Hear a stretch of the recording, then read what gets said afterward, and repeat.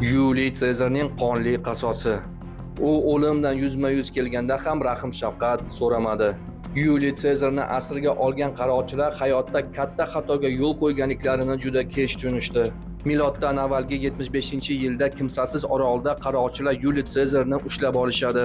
Ular uni hayoti uchun Rimdan 500 kilogramm oltin talab qilishmoqchi bo'lishadi. Bu so'zlarni eshitgan yosh Yuliy Sezar qo'rquvdan titrash o'rniga qaroqchilarga qarab kuladi va "Sizlar kimni ushlaganlaringizni bilmaysizlar. Mening narxim 1,5 tonna oltinga teng" deb baqiradi. Dunyoni titratgan qaroqchilar Yuliy Sezarning qo'lida o'yinchoqqa aylanadi.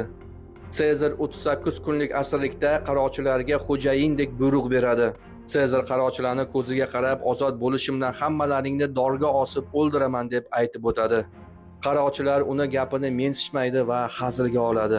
Bir necha kun o'tishi bilan qaroqchilar umuman kutmagan dahshatli bir narsa sodir bo'ladi. Videoni davomini ko'rish uchun kanalimga obuna bo'ling. Tez orada videoni davomi chiqadi.